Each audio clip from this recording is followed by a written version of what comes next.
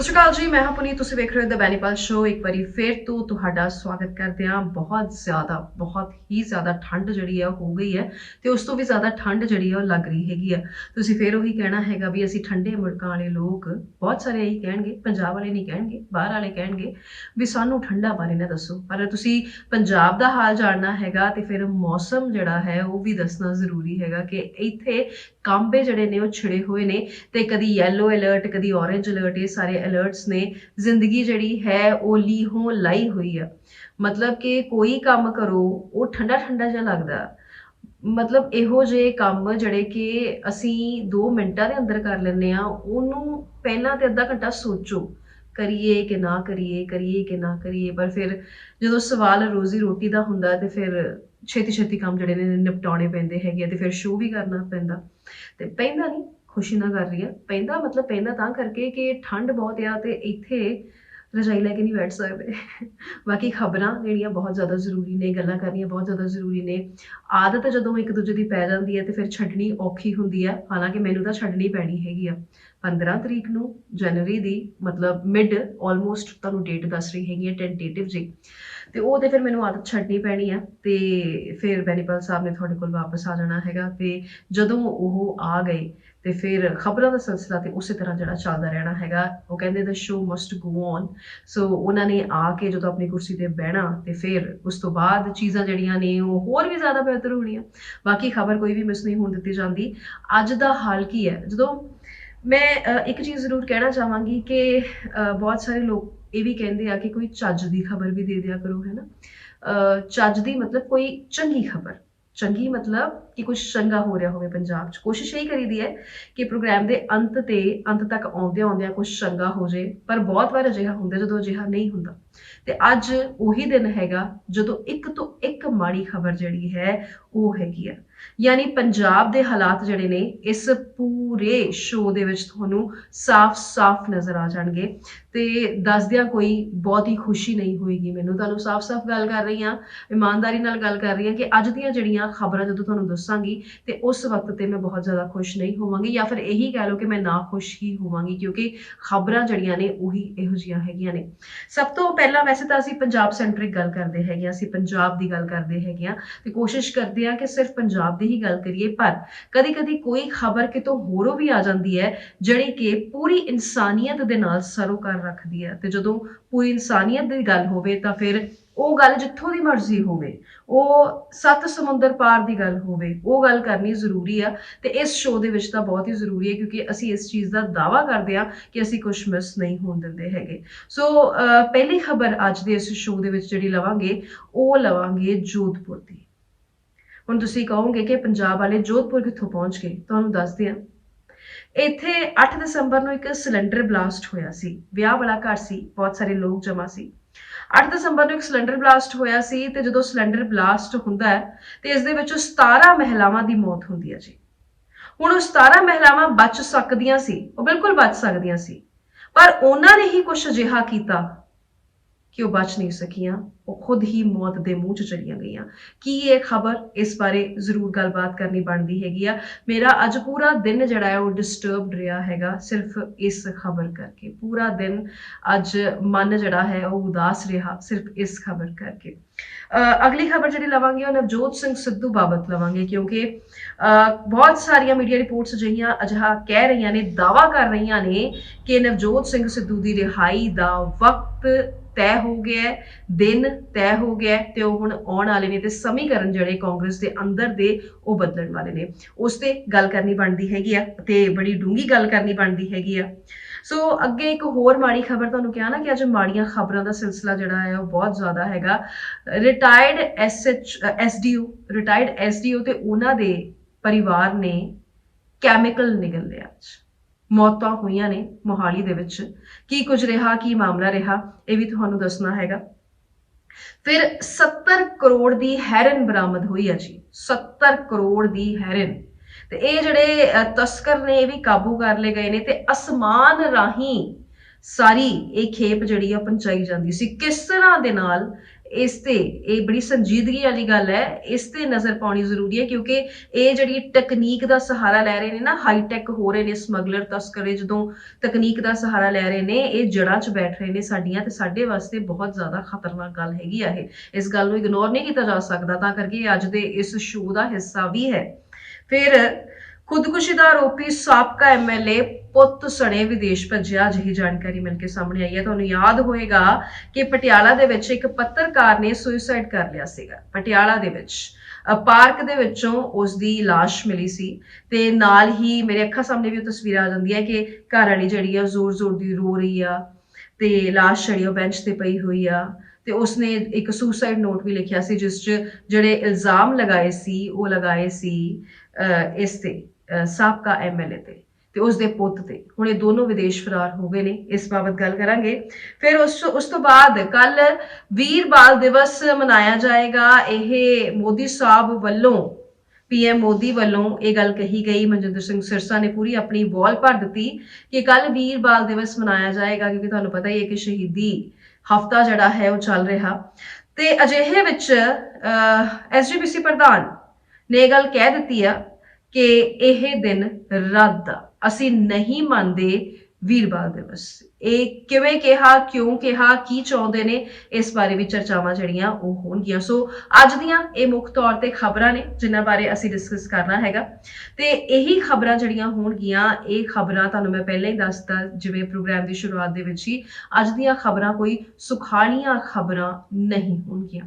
अज दियां खबरां दे विच दर्द भी है, अज दियां खबरां दे विच खतरा भी है, अज दियां खबरां दे विच चिट्टे खून भी ने, अज दियां खबरां दे विच वो सारा कुछ है जो असी देखना नहीं चाहते पंजाब दे विच। सो अज दा ये शो शुरू करते हैं। जोधपुर दे पंगूरा पिंड दे विच एक सिलेंडर ब्लास्ट होंदा है। एक घर दे विच होंदा है, ब्याह वाला घर होंदा है, एक पासे लाड़ा तैयार हो रहा है, एक पासे सारियां सैलीब्रेशनस दियां तैयारियां जड़ियां ने हो रही ने, बरात दी जड़ी वेट है वो हो रही हैगी आ। जिवें ब्याह वाले घरां च माहौल होंदा है उस तरह का माहौल होंदा है।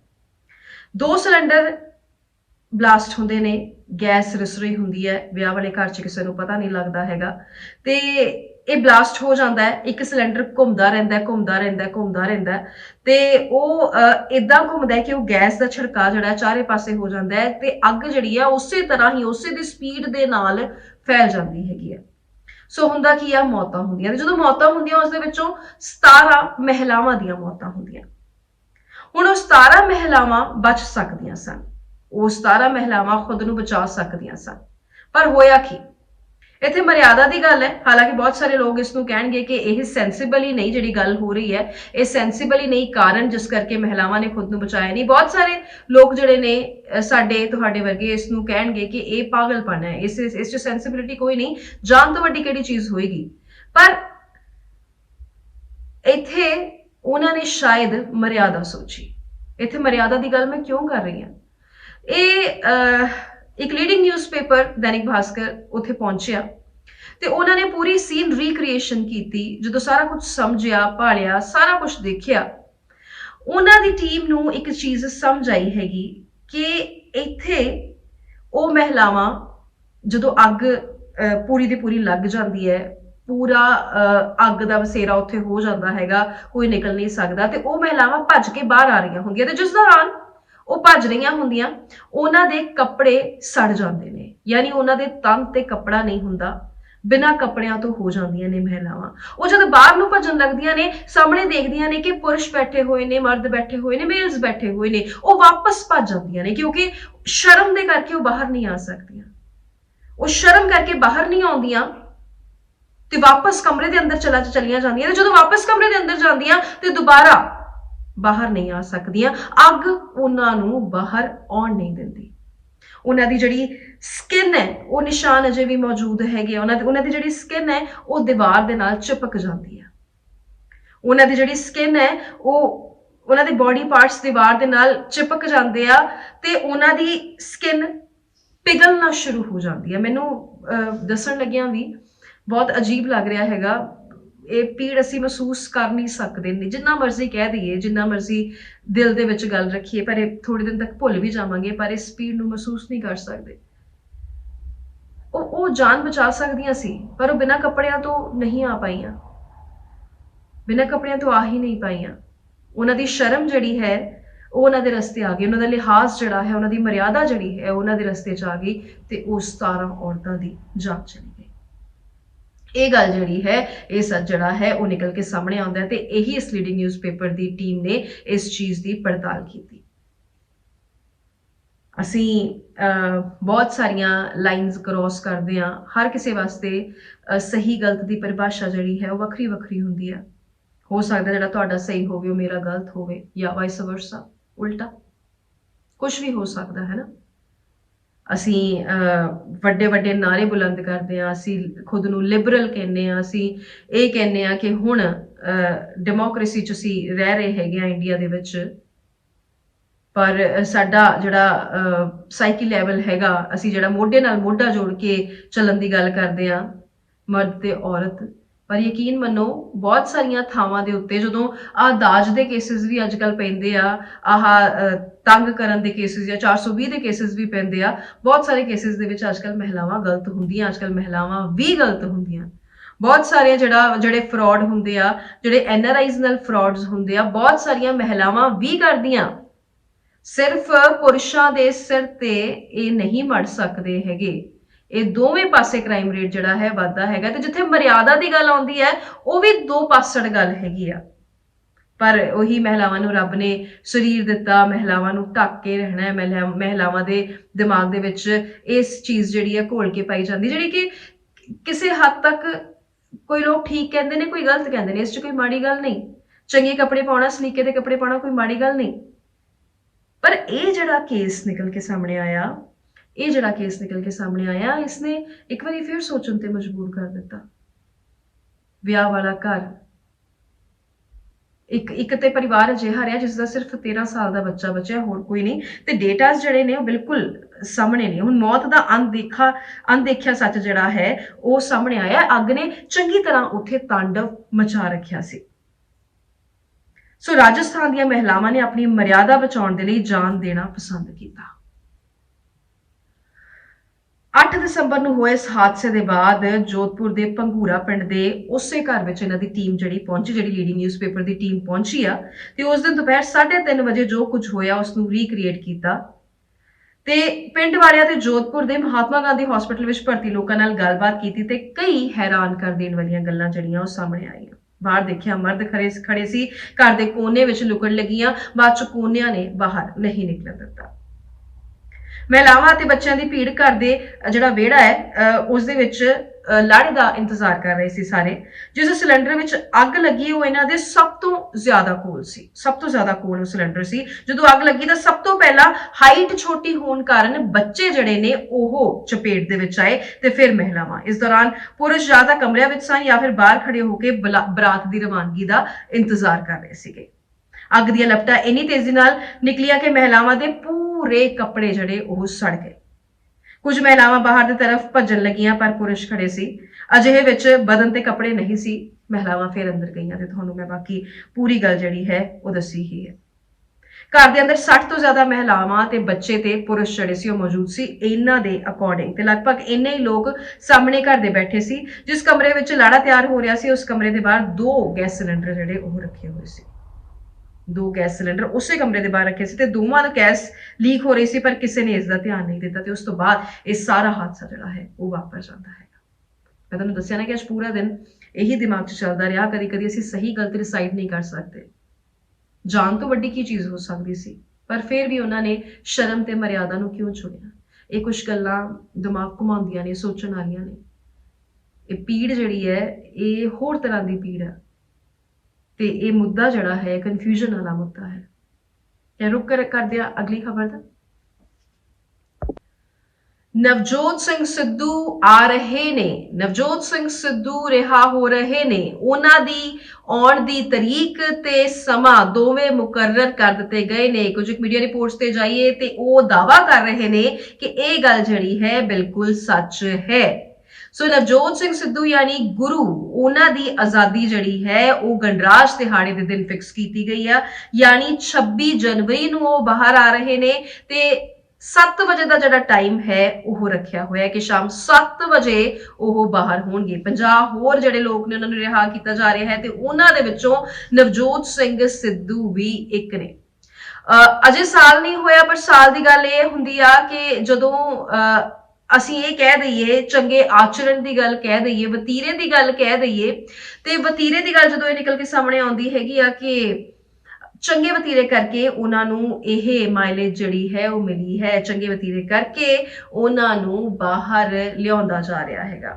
ਹੁਣ ਉਹ ਤਾਂ ਬਾਹਰ ਆ ਰਹੇ ਨੇ, ਪਰ ਨਾਲ ਦੇ ਨਾਲ ਕਾਂਗਰਸ ਦੇ ਸਮੀਕਰਨ ਕੀ ਹੋਣਗੇ ਇਸ ਤੇ ਸਭ ਦੀਆਂ ਨਜ਼ਰਾਂ ਨੇ, ਕਿਉਂਕਿ ਤੁਸੀਂ ਜਾਣਦੇ ਹੋ ਕਿ ਮਨਪ੍ਰੀਤ ਸਿੰਘ ਬਾਦਲ ਉਹਨਾਂ ਨੂੰ ਜੇਲ੍ਹ ਦੇ ਅੰਦਰ ਮਿਲ ਕੇ ਆਉਂਦੇ ਨੇ ਤੇ ਮਨਪ੍ਰੀਤ ਸਿੰਘ ਬਾਦਲ ਵਰਸਸ ਰਾਜਾ ਵੜਿੰਗ ਅਕਸਰ ਰਹਿੰਦੀ ਹੈਗੀ ਆ ਤੇ ਰਾਜਾ ਵੜਿੰਗ ਵੀ ਤੇ ਮਨਪ੍ਰੀਤ ਬਾਦਲ ਵੀ ਕੋਈ ਮੌਕਾ ਨਹੀਂ ਛੱਡਦੇ ਇੱਕ ਦੂਜੇ ਨੂੰ ਭੰਡਣ ਦਾ।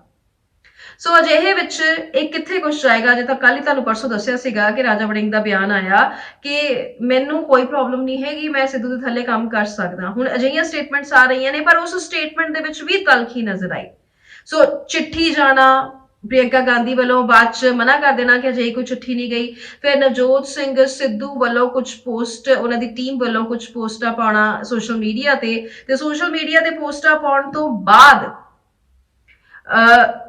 ਇਹ ਕੁਝ ਸਾਹਮਣੇ ਆਉਣਾ ਕਿ ਸਿੱਧੂ ਦੇ ਤੇਵਰ ਜਿਹੜੇ ਨੇ ਉਹ ਉਸੇ ਤਰ੍ਹਾਂ ਨੇ, ਚੰਗੇ ਵਤੀਰੇ ਕਰਕੇ ਉਹਨਾਂ ਨੂੰ ਬਾਹਰ ਦਾ ਲਿਆਉਂਦਾ ਜਾ ਰਿਹਾ ਹੈ, ਪਰ ਉਹ ਤਲਖੀ ਜਿਹੜੀ ਹੈ ਉਹ ਉਸੇ ਨਾਲ ਬਾਹਰ ਆ ਸਕਦੇ ਨੇ ਕਿਉਂਕਿ ਹੁਣ ਜ਼ਿੰਮੇਵਾਰੀ ਮਿਲਣੀ ਆ, ਜ਼ਿੰਮੇਵਾਰੀ ਮਿਲਣੀ ਆ। ਬਹੁਤ ਸਾਰੇ ਲੋਕ ਉਹਨਾਂ ਦੇ ਰਡਾਰ ਤੇ ਵੀ ਹੋਣਗੇ ਤੇ ਹਿਮਾਚਲ ਜਿੱਤਣ ਤੋਂ ਬਾਅਦ ਕਾਂਗਰਸ ਇਹ ਸੋਚ ਰਹੀ ਹੋਏਗੀ ਕਿ ਹੁਣ ਵਾਰੀ ਜਿਹੜੀ ਆ ਉਹ ਪੰਜਾਬ ਵੱਲ ਨੂੰ ਹੋ ਸਕਦੀ ਹੈ। ਹਾਲਾਂਕਿ ਅਜੇ ਬਹੁਤ ਵਕਤ ਪਿਆ ਹੈ, ਬਹੁਤ ਵਕਤ ਪਿਆ, ਅਜੇ ਤੇ ਬਹੁਤ ਹੀ ਵਕਤ ਪਿਆ, ਪਰ ਕਾਂਗਰਸ ਦੀ ਮਜ਼ਬੂਤੀ ਦੇ ਲਈ ਨਵਜੋਤ ਸਿੰਘ ਸਿੱਧੂ ਕਿੰਨੇ ਇੰਪੋਰਟੈਂਟ ਨੇ, ਹਾਈ ਕਮਾਨ ਸ਼ਾਇਦ ਇਸ ਚੀਜ਼ ਦਾ ਫੈਸਲਾ ਕਰ ਚੁੱਕੀ ਹੈ ਕਿ ਇੰਪੋਰਟੈਂਟ ਨੇ ਜਾਂ ਨਹੀਂ ਇੰਪੋਰਟੈਂਟ ਨੇ। ਸੋ ਉਹਨਾਂ ਦੀ ਜ਼ਿੰਮੇਵਾਰੀ ਫਿਕਸ ਜਿਹੜੀ ਹੈ ਉਹ ਕੀਤੀ ਹੋ ਸਕਦੀ ਹੈ। ਤਿੰਨ ਵਾਰੀ ਮਨੀਸ਼ ਤਿਵਾੜੀ ਦਾ ਮਿਲ ਕੇ ਆਉਣਾ, ਨਵਤੇਜ ਚੀਮਾ ਦੀ ਗੱਲ ਮੰਨਦੇ ਨੇ, ਕਿਹਨੂੰ ਮਿਲਣਾ, ਕਿਹੜੇ ਨੇਤਾ ਨੂੰ ਮਿਲਣਾ, ਕਿਹਨੂੰ ਨਹੀਂ ਮਿਲਣਾ, ਉਹਨਾਂ ਦੀ ਗੱਲ ਮੰਨਦੇ ਨੇ ਤੇ ਬਹੁਤ ਸਾਰੇ ਸੀਨੀਅਰ ਨੇਤਾਵਾਂ ਨੂੰ ਨਹੀਂ ਵੀ ਮਿਲੇ। ਸੋ ਉਹ ਜਿਹੜਾ ਈਗੋ ਪੁਆਇੰਟ ਹੈ ਉਹ ਅਜੇ ਵੀ ਰੱਖ ਰਹੇ ਨੇ। ਮਤਲਬ ਇਹ ਨਹੀਂ ਕਿ ਜੇ ਜੇਲ੍ਹ 'ਚ ਨੇ ਤੇ ਥੋੜਾ ਜਿਹਾ ਘਟ ਗਿਆ ਉਹ ਕੱਦ, ਅਜਿਹਾ ਨਹੀਂ ਹੋਇਆ। ਫੈਨ ਫੋਲੋਇੰਗ ਵੀ ਉਨੀ ਹੀ ਹੈ, ਪਾਰਟੀ ਦੇ ਲਈ ਵੀ ਸ਼ਾਇਦ ਉਨੇ ਹੀ ਇੰਪੋਰਟੈਂਟ ਹੋਣਗੇ, ਪਰ ਹੋ ਸਕਦਾ ਨਵਜੋਤ ਸਿੰਘ ਸਿੱਧੂ ਹੀ ਮਨਾ ਕਰ ਦੇਣ। ਨਵਜੋਤ ਸਿੰਘ ਸਿੱਧੂ ਨੇ ਕੁਝ ਵੀ ਕਰ ਸਕਦੇ ਹੈਗੇ। ਸੋ ਆਉਣ ਵਾਲੇ ਦਿਨਾਂ 'ਚ ਸਮੀਕਰਨ ਬਦਲਣਗੇ, ਪਰ ਵਕਤ ਇੱਕ ਸਾਹਮਣੇ ਆ ਰਿਹਾ ਹੈ, ਤਰੀਕ ਇੱਕ ਸਾਹਮਣੇ ਆ ਰਹੀ ਹੈ, ਉਹ ਤੁਹਾਨੂੰ ਦੱਸਦੀ ਹੈ 26 ਜਨਵਰੀ ਸ਼ਾਮ 7 ਵਜੇ ਮੋਹਾਲੀ ਵਿੱਚ ਪਰਿਵਾਰ ਦੇ 3 ਜੀਆਂ ਨੇ ਕੈਮੀਕਲ ਨਿਗਲ ਲਿਆ। ਹੋਇਆ ਹੁੰਦਾ ਇਹ ਆ ਕਿ ਪਹਿਲਾਂ ਰਿਟਾਇਰਡ ਐਸਡੀਓ ਜਿਹੜੇ ਨੇ ਮੋਹਾਲੀ ਦੇ ਵਿੱਚ ਕੈਮੀਕਲ ਨਿਗਲ ਲੈਂਦੇ ਨੇ, ਉਹਨਾਂ ਦੀ ਮੌਤ ਹੋ ਜਾਂਦੀ ਆ। ਉਹਨਾਂ ਨੂੰ ਉਹਨਾਂ ਦਾ ਮੁੰਡਾ ਤੇ ਉਹਨਾਂ ਦੀ ਪਤਨੀ ਹਸਪਤਾਲ ਲੈ ਕੇ ਜਾਂਦੇ ਨੇ, ਉੱਥੇ ਉਹਨਾਂ ਦੀ ਮੌਤ ਹੋ ਜਾਂਦੀ ਹੈ, ਨਹੀਂ ਬਚ ਸਕਦੇ। ਤੇ ਕੁਝ ਵਕਤ ਬਾਅਦ, ਕੁਝ ਘੰਟਿਆਂ ਬਾਅਦ ਉਹ ਮਾਂ ਪੁੱਤ ਵੀ ਉਹੀ ਕੈਮੀਕਲ ਕਿਹਾ ਜਾ ਰਿਹਾ ਹੈ ਕਿ ਨਿਗਲ ਲੈਂਦੇ ਨੇ ਤੇ ਉਹਨਾਂ ਦੀ ਵੀ ਮੌਤ ਹੋ ਜਾਂਦੀ ਹੈ। ਸੋ ਸਵੇਰੇ ਪਿਓ ਵੱਲੋਂ ਖੁਦਕੁਸ਼ੀ ਕੀਤੀ ਜਾਂਦੀ ਹੈ ਤੇ ਸ਼ਾਮੀ ਮੁੰਡੇ ਵੱਲੋਂ ਤੇ ਨਾਲ ਮੁੰਡੇ ਦੀ ਮਾਂ ਵੱਲੋਂ, ਯਾਨੀ ਪਤੀ ਪਤਨੀ ਮੁੰਡਾ ਤਿੰਨੋਂ ਇਸ ਦੁਨੀਆ ਵਿੱਚ ਹੁਣ ਨਹੀਂ, ਤਿੰਨਾਂ ਨੇ ਕੈਮੀਕਲ ਨਿਗਲ ਲਿਆ। ਜਦੋਂ ਪੜਤਾਲ ਕਰਨ ਦੀ ਕੋਸ਼ਿਸ਼ ਕੀਤੀ ਗਈ, ਕੁਝ ਕੁ ਗੱਲਾਂ ਜਿਹੜੀਆਂ ਨੇ ਉਹ ਸਾਹਮਣੇ ਆਉਂਦੀਆਂ ਨੇ, ਕੁਝ ਕੁ ਗੱਲਾਂ ਅਸੀਂ ਪੁਸ਼ਟ ਨਹੀਂ ਕਰਦੇ ਹੈਗੇ, ਪਰ ਜਿਹੜੀਆਂ ਕੁਝ ਗੱਲਾਂ ਸਾਹਮਣੇ ਆਉਂਦੀਆਂ ਨੇ ਉਹ ਦੱਸਣਾ ਬਹੁਤ ਜ਼ਿਆਦਾ ਜ਼ਰੂਰੀ ਹੈ। ਜਿਨ੍ਹਾਂ ਨੇ ਜਿਹੜੇ ਰਿਟਾਇਰਡ ਐਸਡੀਓ ਰਹੇ, ਸ਼ੁਰੂਆਤੀ ਪੁਲਿਸ ਜਾਂਚ ਦੇ ਅਨੁਸਾਰ ਪੂਰੇ ਪਰਿਵਾਰ ਨੇ ਘਰੇਲੂ ਝਗੜੇ ਤੋਂ ਤੰਗ ਆ ਕੇ ਜਿਹੜੀ ਹੈ ਉਹ ਆਪਣੀ ਜਾਨ ਦਿੱਤੀ। ਤੇ ਪਛਾਣ ਜਿਹੜੀ ਹੈ ਰਿਟਾਇਰਡ ਐਸਡੀਓ ਸੁਰਿੰਦਰ ਸ਼ਰਮਾ ਜਿਨ੍ਹਾਂ ਦੀ ਉਮਰ 55 ਸਾਲ ਸੀ, ਉਹਨਾਂ ਦੀ ਪਤਨੀ ਅੰਜਨਾ ਸ਼ਰਮਾ ਜਿਨ੍ਹਾਂ ਦੀ ਉਮਰ 50 ਸਾਲ ਸੀ ਤੇ ਬੇਟਾ ਪੁਲਕਿਤ ਸ਼ਰਮਾ 25 ਸਾਲ ਸੀ, ਇਹਨਾਂ ਤਿੰਨਾਂ ਨੇ ਆਪਣੀ ਜਾਨ ਦਿੱਤੀ ਹੈ। ਤੇ ਇਹ ਵੀ ਕਿਹਾ ਜਾ ਰਿਹਾ ਹੈ ਕਿ ਇਹ ਜਿਹੜੇ ਰਿਟਾਇਰਡ ਐਸਡੀਓ ਸੀ ਹੁਣ ਕੈਮੀਕਲ ਵਾਲਾ ਹੀ ਕੋਈ ਕੰਮ ਕਰਦੇ ਸੀਗੇ, ਕੈਮੀਕਲ ਨਾਲ ਮੁਤਲਕ ਰੱਖਦਾ ਹੀ ਕੋਈ ਕੰਮ ਕਰਦੇ ਸੀ। ਤੇ ਜਿਹੜਾ ਮੁੰਡਾ ਹੈ ਪੁਲਕਿਤ 25 ਸਾਲ ਦਾ, ਉਹ ਇੱਕ ਪ੍ਰਾਈਵੇਟ ਨੌਕਰੀ ਕਰਦਾ ਸੀ। ਸੋ ਇੱਕ ਸੁਸਾਈਡ ਨੋਟ ਜਿਹੜਾ ਹੈ ਉਸ ਦੀ ਬਰਾਮਦਗੀ ਹੁੰਦੀ ਹੈਗੀ ਆ।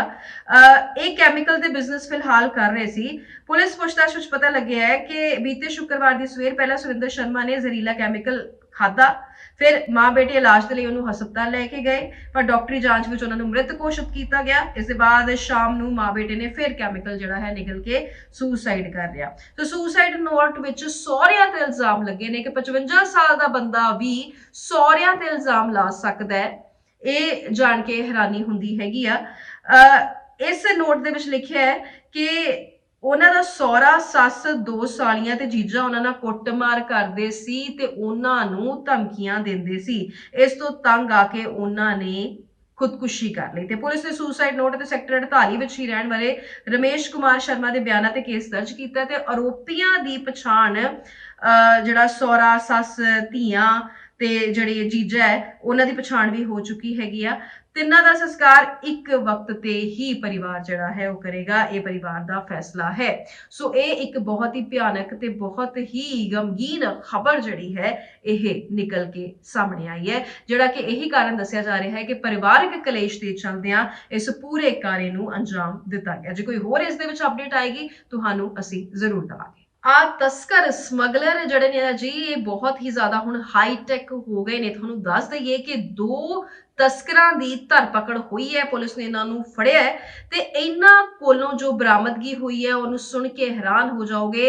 70 ਕਰੋੜ ਦੀ ਹੈਰੋਇਨ ਇਹਨਾਂ ਕੋਲ ਬਰਾਮਦ ਹੋਈ ਹੈ ਤੇ ਇੱਕ ਬੜਾ ਹੀ ਹਾਈ ਟੈਕ ਡਰੋਨ ਜਿਹੜਾ ਹੈ ਉਹ ਵੀ ਇਹਨਾਂ ਤੋਂ ਬਰਾਮਦ ਹੋਇਆ ਤੇ ਉਹ ਹਾਈ ਟੈਕ ਡਰੋਨ ਜਿਹੜਾ ਉਸ ਦਾ ਬੈਟਰੀ ਬੈਕਅਪ ਉਸ ਦੀਆਂ ਹੋਰ ਕੁਆਲਿਟੀਆਂ ਹੈਗੀਆਂ ਨੇ, ਉਹ ਆਪਣੇ ਆਪ 'ਚ ਇੱਕ ਬੜਾ ਹਾਈ ਟੈਕ ਡਰੋਨ ਹੈ ਜਿਸ ਦੀ ਡਰੋਨ ਦੀ ਕੀਮਤ ਜਿਹੜੀ ਉਹ 20 ਲੱਖ ਰੁਪਏ 20 ਲੱਖ ਰੁਪਏ ਦਾ ਡਰੋਨ ਦੇ ਨਾਲ ਇਹਨਾਂ ਨੂੰ ਗ੍ਰਿਫਤਾਰ ਕੀਤਾ ਗਿਆ ਤੇ ਨਾਲ 70 ਕਰੋੜ ਦੀ ਹੈਰਨ ਦੀ ਬਰਾਮਦਗੀ ਹੋਈ ਆ। ਇਹ ਇੱਕ ਵੱਡੀ ਖਬਰ, ਅੱਜ ਦੀ ਵੱਡੀ ਸਫਲਤਾ ਇਹਨੂੰ ਅਸੀਂ ਕਹਿ ਸਕਦੇ ਹਾਂ ਕਿ ਵੱਡੀ ਸਫਲਤਾ ਅੱਜ ਇਹ ਹੱਥ ਲੱਗੀ ਹੈਗੀ ਆ। ਸੋ ਪੂਰੀ ਖਬਰ ਦਾ ਵੇਰਵਾ ਤੁਹਾਨੂੰ ਦੇ ਦਿੰਦੇ ਆ ਕਿ ਅੰਮ੍ਰਿਤਸਰ ਵਿੱਚ ਰੂਰਲ ਪੁਲਿਸ ਨੇ 2 ਤਸਕਰਾਂ ਨੂੰ ਗ੍ਰਿਫਤਾਰ ਕਰਨ ਦੇ ਵਿੱਚ ਸਫਲਤਾ ਹਾਸਲ ਕੀਤੀ ਹੈ ਤੇ ਇਹ ਸਫਲਤਾ ਬਹੁਤ ਵੱਡੀ ਸਫਲਤਾ ਹੈ। ਇਸ ਦੌਰਾਨ ਪੁਲਿਸ ਨੇ ਆਰੋਪੀਆਂ ਤੋਂ ਇੱਕ ਡਰੋਨ ਵੀ ਬਰਾਮਦ ਕੀਤਾ ਹੈ ਜਿਸ ਨਾਲ ਤਸਕਰ ਪਾਕਿਸਤਾਨ ਤੋਂ ਹੈਰਨ ਜਿਹੜੀ ਹੈ ਉਹ ਮੰਗਵਾਉਂਦੇ ਸੀ ਤੇ ਅੰਮ੍ਰਿਤਸਰ ਰੂਰਲ ਪੁਲਿਸ ਨੂੰ ਇਹ ਸਫਲਤਾ ਲੁਧਿਆਣਾ ਐਸਟੀਐਫ ਦੇ ਸਪੈਸ਼ਲ ਆਪਰੇਸ਼ਨ ਦੇ ਅਗਲੇ ਦਿਨ ਮਿਲੀ ਹੈ ਤੇ ਗ੍ਰਿਫਤਾਰ ਕੀਤੇ ਗਏ ਤਸਕਰਾਂ ਦੀ ਪਛਾਣ ਦਲਬੀਰ ਅਤੇ ਜਗਦੀਸ਼ ਦੇ ਰੂਪ ਵਿੱਚ ਹੋਈ ਹੈ ਤੇ ਦੋਵੇਂ ਅੰਮ੍ਰਿਤਸਰ ਦੇ ਕਰੰਡਾ ਦੇ ਨਿਵਾਸੀ ਨੇ ਤੇ ਪਿਛਲੇ 3 ਸਾਲਾਂ ਤੋਂ ਅੰਮ੍ਰਿਤਸਰ ਖੇਤਰ ਵਿੱਚ ਹੀ ਸਰਗਰਮ ਨੇ। ਸੋ ਨੱਕ ਦੇ ਹੇਠਾਂ ਕਿੰਨਾ ਕੁਝ ਚੱਲਦਾ ਰਹਿੰਦਾ ਹੈ ਸਾਲੋਂ ਸਾਲ ਤੇ ਇੱਥੇ ਪਤਾ ਨਹੀਂ ਲੱਗਦਾ। ਹੁਣ ਵੀ ਵੱਡੀ ਗੱਲ ਆ, ਹੁਣ ਵੀ ਬਹੁਤ ਵੱਡੀ ਗੱਲ ਹੈ ਕਿ ਇਹ ਫੜੇ ਗਏ ਨੇ ਤੇ ਤੁਹਾਨੂੰ ਡਰੋਨ ਬਾਰੇ ਜ਼ਰੂਰ ਜਾਣਕਾਰੀ ਦੇ ਦਈਏ ਕਿਉਂਕਿ ਇਹ ਜਿਹੜਾ ਡਰੋਨ ਵਾਲਾ ਫੈਕਟ ਹੈ ਨਾ ਇਹ ਬੜਾ ਵੈਸੇ ਕਹਿਣ ਨੂੰ ਤਾਂ ਫੈਸੀਨੇਟਿੰਗ ਹੈ ਪਰ ਇਹ ਜਿਹੜਾ ਨਸ਼ਾ ਜਾਣਾ ਸੀ ਸਾਡੇ ਘਰਾਂ ਦੇ ਵਿੱਚ ਜਾਣਾ ਸੀ। ਸੋ ਕਿੰਨਾ ਖਤਰਨਾਕ ਹੈ ਇਹ ਸਮਝਣਾ ਬਹੁਤ ਜ਼ਿਆਦਾ ਜ਼ਰੂਰੀ ਹੈ।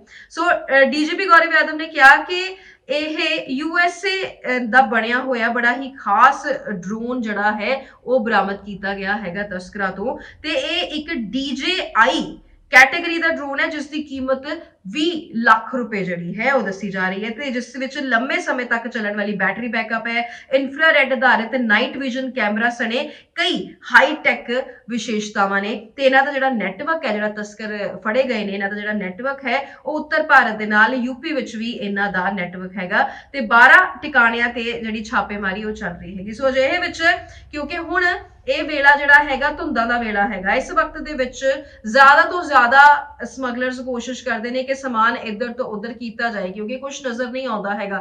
ਜੇ ਕੁਝ ਉੱਡ ਵੀ ਰਿਹਾ ਹੋਏਗਾ, ਅੱਜ ਕੱਲ ਡਰੋਨਸ ਇਦਾਂ ਦੇ ਵੀ ਆਉਂਦੇ ਕਿ ਆਪਣੀ ਲਾਈਟ ਤੱਕ ਵੀ ਸ਼ੋ ਨਹੀਂ ਕਰਦੇ, ਉਹਨਾਂ ਨੂੰ ਇੰਨੀ ਟੈਕਨੀਕ ਦੇ ਨਾਲ ਬਣਾਇਆ ਜਾਂਦਾ ਤੇ ਇਹ ਤੇ 20 ਲੱਖ ਦਾ ਸੀ, ਇਹ ਤੇ ਰਿਮੋਟ ਕੰਟਰੋਲ ਨਾਲ ਚੱਲਣਾ ਸੀ, ਇਹ ਤਾਂ ਉਸੇ ਤਰ੍ਹਾਂ ਇਸਨੇ ਕੰਮ ਕਰ ਰਿਹਾ ਸੀ ਜਿਸ ਤਰ੍ਹਾਂ ਨਾਲ ਇਹ ਤਸਕਰ ਚਾਹੁੰਦੇ ਸਨ। ਇਹ ਤਾਂ ਅੜਿੱਕੇ ਆ ਗਏ, ਵਰਨਾ ਅਜਿਹੀ ਹਾਈਟੈਕ ਟੈਕਨੀਕ ਦੇ ਨਾਲ ਅੜਿੱਕੇ ਲੈ ਕੇ ਆਉਣਾ ਬਹੁਤ ਹੀ ਜ਼ਿਆਦਾ ਔਖਾ ਹੁੰਦਾ ਹੈ। ਸੋ ਇਹਨਾਂ ਦੀ ਤਰ੍ਹਾਂ ਹੀ ਹਾਈਟੈਕ ਹੋਣਾ ਪਏਗਾ, ਇਹਨਾਂ ਦੀ ਤਰ੍ਹਾਂ ਹੀ ਸੋਚਣਾ ਪਏਗਾ। ਇਹ ਹੁਣ ਪੁਰਾਣੇ ਵਾਲੇ ਸਮਗਲਰ ਨਹੀਂ ਰਹਿ ਗਏ, ਹਾਲਾਂਕਿ ਉਹ ਵੀ ਹੈਗੇ ਨੇ ਜਿਹੜੇ ਇਧਰੋਂ ਉਧਰ ਸੁੱਟਦੇ ਨੇ, ਜੇਲ੍ਹ ਦੇ ਅੰਦਰ ਨਸ਼ਾ ਸੁੱਟਦੇ ਨੇ ਜਾਂ ਪਿੱਛੇ ਉਹ ਪਾਈਪ ਦੇ ਅੰਦਰ ਜਿਹੜਾ ਹੈ ਉਹ ਨਸ਼ਾ ਰਹਿ ਗਿਆ ਸੀ, ਉਹ ਜੁਗਾੜੀ ਕੰਮ ਜਿਹੜਾ ਹੈ ਉਹ ਕੀਤਾ ਗਿਆ ਸੀ, ਪਾਈਪ ਦੇ ਅੰਦਰੋਂ ਹੈਰਨ ਜਿਹੜੀ ਹੈ ਉਹ ਮਿਲੀ ਸੀ। ਸੋ ਰੋਜ਼ ਨਵੇਂ ਤਰੀਕੇ ਜਿਹੜੇ ਨੇ ਉਹ ਅਖਤਿਆਰ ਕਰ ਰਹੇ ਨੇ ਤੇ ਪੈਸੇ ਦੀ ਕਮੀ ਤੇ ਸਮਝੋ ਨਾ, ਪੈਸੇ ਦੀ ਕਮੀ ਨਾ ਸਮਝੋ ਕਿ ਇਹਨਾਂ ਕੋਲ ਕਿਸੇ ਤਰ੍ਹਾਂ ਦੀ ਪੈਸੇ ਦੀ ਕਮੀ ਹੈ, ਨਹੀਂ ਲੱਗਦੀ। ਜਿਹੜੇ 20 ਲੱਖ ਦਾ ਡਰੋਨ ਲੈ ਕੇ ਘੁੰਮ ਰਹੇ ਨੇ ਉਹਨਾਂ ਨੂੰ ਕੀ ਪੈਸੇ ਦੀ ਕਮੀ ਹੋਏਗੀ ਤੇ 70 ਕਰੋੜ ਦੀ ਹੈਰਨ, 70 ਕਰੋੜ ਇਹ ਬਹੁਤ ਵੱਡੀ ਅਮਾਉਂਟ ਹੈ ਤੇ ਬਹੁਤ ਜ਼ਿਆਦਾ ਨਸ਼ਾ ਹੈ। ਇਹ ਘਰਾਂ ਦੇ ਘਰ, ਸੈਂਕੜੇ ਘਰ, ਹਜ਼ਾਰਾਂ ਘਰ ਤਬਾਹ ਕਰ ਸਕਦਾ। ਸੋ ਇਹ ਸਫਲਤਾ ਜਿਹੜੀ ਹੈ ਇਸ ਨੂੰ ਛੋਟੀ ਨਹੀਂ ਗਿਣਿਆ ਜਾ ਸਕਦਾ। ਤੁਹਾਨੂੰ ਯਾਦ ਹੋਏਗਾ ਕਿ ਰਾਜਪੁਰਾ ਵਿੱਚ ਇੱਕ ਪੱਤਰਕਾਰ ਵੱਲੋਂ ਪਾਰਕ ਦੇ ਵਿੱਚ ਖੁਦਕੁਸ਼ੀ ਕੀਤੀ ਗਈ ਸੀ। ਮੈਂ ਸ਼ੁਰੂਆਤ ਦੇ ਵਿੱਚ ਪਟਿਆਲਾ ਕਹਿ ਗਈ ਸੀ ਕਿਉਂਕਿ ਫਰਕ ਜਿਹੜਾ ਪਟਿਆਲਾ ਤੇ ਰਾਜਪੁਰਾ ਦਾ ਘੱਟ ਹੀ ਹੈਗਾ।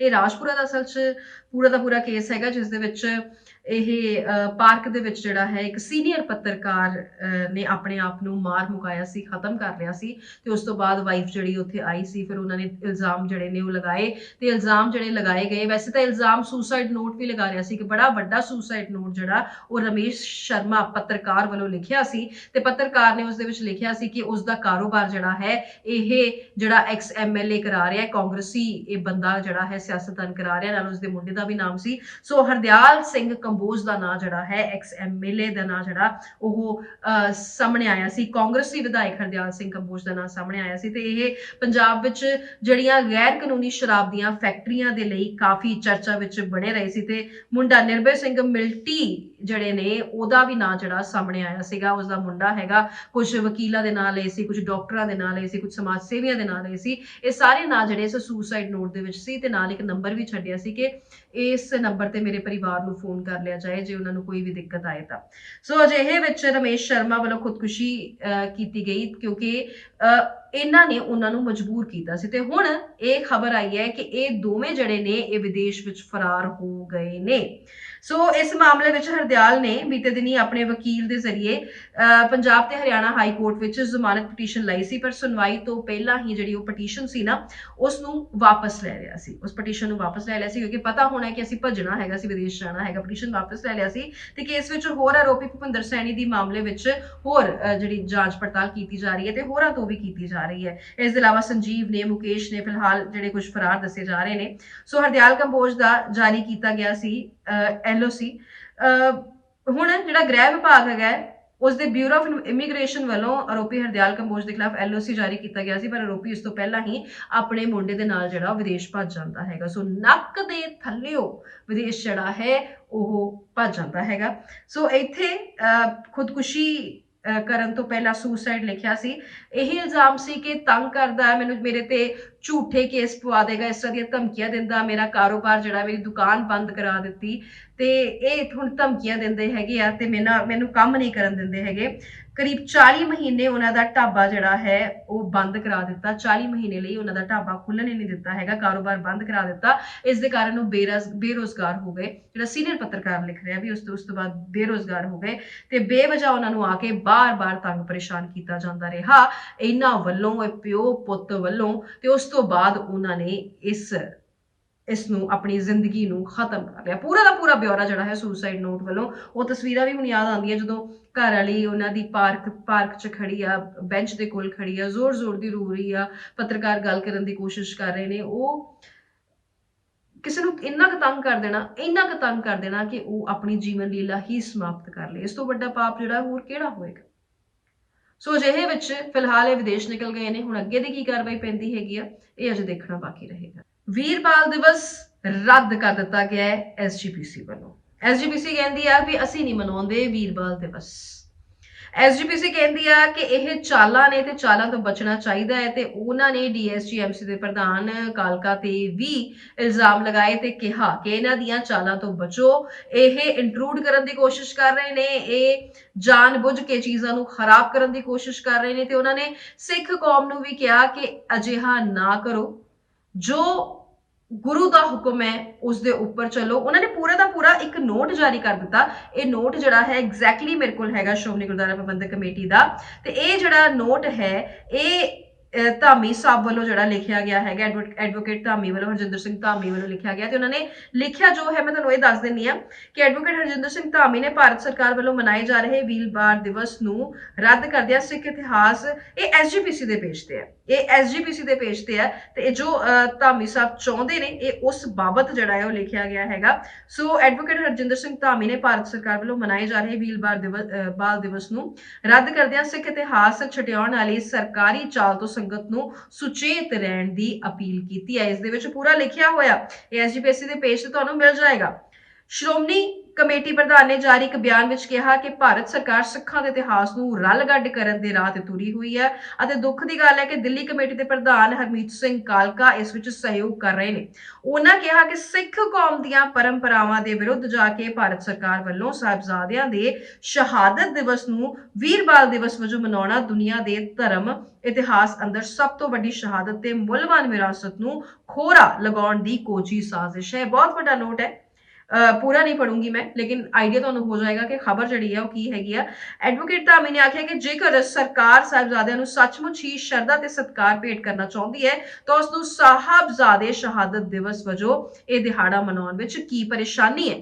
ਸੋ ਉਹ ਚਾਹੁੰਦੇ ਨੇ ਕਿ ਸਾਹਿਬਜ਼ਾਦੇ ਸ਼ਹਾਦਤ ਦਿਵਸ ਵਜੋਂ ਇਸ ਦਿਨ ਨੂੰ ਮਨਾਇਆ ਜਾਏ, ਜਿਹੜਾ ਵੀਰ ਬਾਲ ਦਿਵਸ ਹੈ ਉਸ ਵਜੋਂ ਇਸ ਦਿਨ ਨੂੰ ਨਾ ਮਨਾਇਆ ਜਾਏ। ਉਹ ਇਹ ਚਾਹ ਰਹੇ ਹੈਗੇ। ਉਹਨਾਂ ਆਖਿਆ ਕਿ ਇਤਿਹਾਸ ਗਵਾਏ ਕਿ ਮੁਗਲਾਂ ਦੀਆਂ ਇਸ ਖਿੱਤੇ ਵਜੋਂ ਜੜਾ ਪੁੱਟਣ ਵਿੱਚ ਸਾਹਿਬਜ਼ਾਦਿਆਂ ਦੀ ਸ਼ਹਾਦਤ ਅਹਿਮ ਸੀ, ਪਰ ਜਿਸ ਤਰ੍ਹਾਂ ਸਰਕਾਰ ਵੱਲੋਂ ਸਾਹਿਬਜ਼ਾਦਿਆਂ ਦੇ ਸ਼ਹੀਦੀ ਦਿਹਾੜੇ ਨੂੰ ਵੀਰ ਬਾਲ ਦਿਵਸ ਵਜੋਂ ਮਨਾਉਣ ਦੀ ਜ਼ਿੱਦ ਕੀਤੀ ਜਾ ਰਹੀ ਹੈ, ਉਸ ਤੋਂ ਸਾਫ਼ ਜ਼ਾਹਰ ਹੈ ਕਿ ਇਹ ਖੇਡ ਸਰਕਾਰ ਵੱਲੋਂ ਪੰਥ ਵਿਰੋਧੀ ਸ਼ਕਤੀਆਂ ਦੇ ਇਸ਼ਾਰੇ ਤੇ ਖੇਡੀ ਜਾ ਰਹੀ ਹੈ। ਸੋ ਕਹਿੰਦੇ ਵੀ ਕਿਉਂਕਿ ਅੱਜ ਮਨਜਿੰਦਰ ਸਿੰਘ ਸਿਰਸਾ ਦੇ ਪੇਜ ਤੇ ਵੀ ਦੇਖਿਆ ਕਿ ਕਿਸ ਤਰ੍ਹਾਂ ਦੇ ਨਾਲ ਰਿਹਰਸਲਸ ਹੋ ਰਹੀਆਂ ਨੇ ਇੰਡੀਆ ਗੇਟ ਤੇ, ਬੱਚੇ ਜਿਹੜੇ ਨੇ ਉਹ ਤਿਆਰੀਆਂ ਕਰ ਰਹੇ ਨੇ ਵੀਰ ਬਾਲ ਦਿਵਸ ਦੀਆਂ। ਅੱਜ ਮਨ ਕੀ ਬਾਤ ਦੇ ਵਿੱਚ PM ਮੋਦੀ ਨੇ ਵੀ ਜ਼ਿਕਰ ਕੀਤਾ ਸਾਹਿਬਜ਼ਾਦਿਆਂ ਦਾ, ਮਾਤਾ ਗੁਜਰੀ ਦਾ। ਤੇ ਹੁਣ ਇਹ ਸਭ ਹੋਣ ਤੋਂ ਬਾਅਦ ਜਦੋਂ ਉੱਥੇ ਤਿਆਰੀਆਂ ਮੁਕੰਮਲ ਹੋ ਗਈਆਂ ਨੇ ਤੇ ਕੱਲ ਇਹ ਦਿਵਸ ਜਿਹੜਾ ਹੈ ਦਿੱਲੀ ਦੇ ਵਿੱਚ ਮਨਾਇਆ ਜਾਣਾ ਹੈ ਉੱਚੇ ਪੱਧਰ ਦੇ ਉੱਤੇ। ਉਸ ਤੋਂ ਬਾਅਦ PM ਮੋਦੀ ਨੇ ਵੀ ਸ਼ਿਰਕਤ ਕਰਨੀ ਹੈਗੀ ਆ ਖਾਸ ਪ੍ਰੋਗਰਾਮ ਦੇ ਵਿੱਚ, ਤੇ ਉਸ ਤੋਂ ਬਾਅਦ ਇਹ SGPC ਵੱਲੋਂ ਇਹ ਨੋਟ ਜਿਹੜਾ ਹੈ ਇਹ ਜਾਰੀ ਕਰ ਦਿੱਤਾ ਜਾਂਦਾ ਹੈਗਾ। ਹੁਣ ਬਹੁਤ ਸਾਰੇ ਲੋਕ ਇਹ ਕਹਿੰਦੇ ਨੇ ਕਿ ਵੀਰ ਬਾਲ ਦਿਵਸ 'ਚ ਦਿੱਕਤ ਕੀ ਹੈ, ਪਰ SGPC ਤੇ ਹੋਰ ਬਹੁਤ ਸਾਰੇ ਲੋਕ ਇਹ ਕਹਿੰਦੇ ਆ ਕਿ ਸਾਨੂੰ ਸਾਡੇ ਅਕੋਰਡਿੰਗ ਚੱਲਣ ਦਿਓ, ਸਾਨੂੰ ਸਾਡੇ ਧਰਮ ਬਾਰੇ ਸਲਾਹਾਂ ਨਾ ਦਿਓ। ਸੋ ਇੱਥੇ ਵੀ ਮੈਂ ਇਹ ਕਹਾਂਗੀ ਕਿ ਵੱਖਰੇ ਵੱਖਰੇ ਪਹਿਲੂ ਨੇ ਤੇ ਵੱਖਰੀਆਂ ਵੱਖਰੀਆਂ ਸੋਚਾਂ ਨੇ ਇਸ ਬਾਬਤ ਵੀ।